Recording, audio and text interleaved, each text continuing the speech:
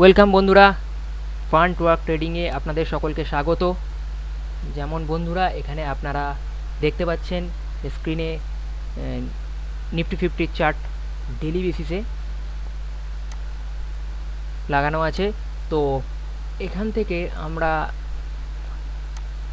Analysis করে বুঝবো যে মার্কেট পরের দিন কীরকমভাবে মুভ করতে পারে।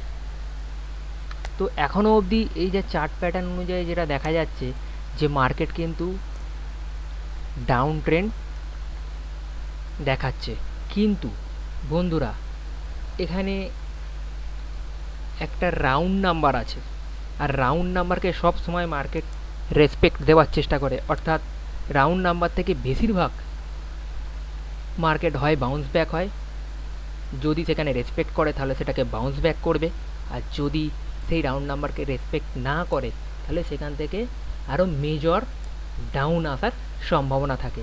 তো এখানে রাউন্ড নাম্বার কীরকম আছে যদি আমরা একটু চার্টের দিকে দেখি, তো আপনারা খুব ভালো দেখতে পাবেন যে এখানে 25,000 অর্থাৎ 25,000-এর একটা লেভেল আছে, যে লেভেলটা আপনারা দেখতে পাবেন যে এখানে একটা আমি সিঙ্গেল হরাইজন্টাল লাইন কেটে আমি আপনাদের দেখাচ্ছি। এই যে লেভেলটাকে দেখতে পাচ্ছেন, এই লেভেলটা হচ্ছে সেই 25,000-এর লেভেল। যদি মার্কেট আমাদের এই লেভেলটাকে রেসপেক্ট করে তাহলে মার্কেট এখান থেকে আপসাইড যাওয়ার সম্ভাবনা আছে। কিন্তু যদি এই 25,000-এর লেভেলটাকে যদি মার্কেট রেসপেক্ট না করে তাহলে এখান থেকে ডাউন ট্রেন্ড স্ট্যাবলিশ হওয়ার সম্ভাবনা আরও বেশি। এবারে আমরা ডেলি টাইম ফ্রেমে যেমন দেখতে পাচ্ছি যে মার্কেট কিন্তু নেগেটিভ মোমেন্টাম দেখাচ্ছে, অর্থাৎ এখনও মার্কেটের কাছে প্রায় 150 পয়েন্টের মুভ বাকি আছে ডাউনের দিকে। যদি মার্কেট 150 পয়েন্টের মুভ দিয়ে যদি 25,000-কে রেসপেক্ট করে তাহলে মার্কেট কিন্তু এখান থেকে বাউন্স ব্যাক করার সম্ভাবনা আছে। যদি মার্কেট 25,000-এর লেভেলকে ব্রেক ডাউন দিয়ে ক্লোজিং করে দেয় তাহলে মার্কেট ডাউনের দিকে যাবার সম্ভাবনা বেড়ে যাচ্ছে। তো ডেলি টাইম ফ্রেমের দেখার পরেতে আমরা কি করব, আমরা এবারে একটু ইন্টারডে বেসিসে কীরকম মুভ হচ্ছে সেটা আমরা একটু দেখে নেওয়ার চেষ্টা করব। যেমন ম্যাক্সিমাম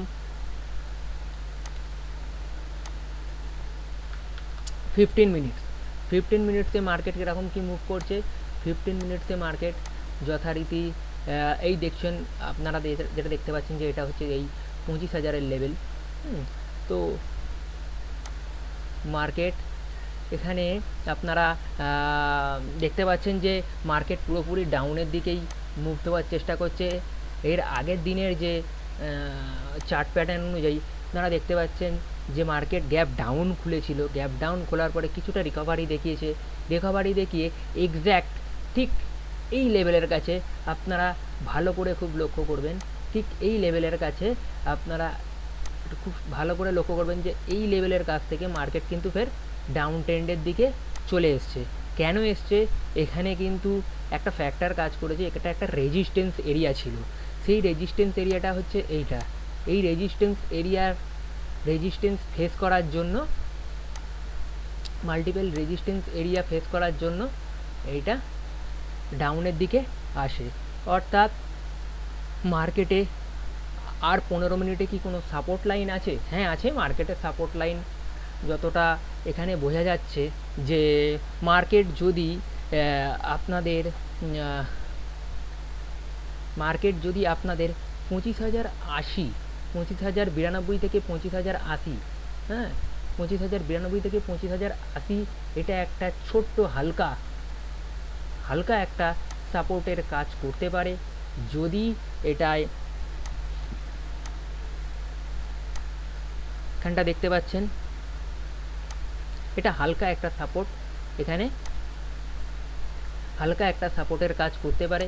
যদি এখানে 15 মিনিটের ক্যান্ডেল একটা যদি 15 মিনিটের ক্যান্ডেল যদি এর এই সাপোর্ট লাইনের উপরে থাকে, সাস্টেন করে, তাহলে একটা স্লাইডিং বাই আসতে পারে, একটু রিকভারি দেখাতে পারে। কিন্তু যদি আবার সেই রিকভারিটা 150 অর্থাৎ 25,150 থেকে 160, 25,150 থেকে 160-এর উপরে ক্লোজিং করে, তাহলে কিন্তু আপনারা 25,200 অবধি রিকভারি দেখাতে পারে। এ তো গেল যদি রিকভারি হয় তার কথা। যদি মার্কেট যদি ডাউনফল দেয়, অর্থাৎ 25,092-এর নিচে যায়, তাহলে কিন্তু মার্কেট প্রথমে 25,050-এর লেভেল এবং তারপর 25,000-এর লেভেল টেস্ট করতে পারে। তো বন্ধুরা, আপনাদের এই ভিডিওটা যদি কোনো ইনফরমেটিভ লেগে থাকে, আপনারা ফান্ড ওয়ার্ক ট্রেডিংয়ে চ্যানেলটিকে সাবস্ক্রাইব করবেন, লাইক, কমেন্ট এবং শেয়ার করে আপনাদের বন্ধুবান্ধবদের মধ্যে ছড়িয়ে দিন। আপনারা সবাই ট্রেডিং ইনভেস্টমেন্টে খুব ভালো করে প্রফিট কামান আর খুব ভালো থাকুন।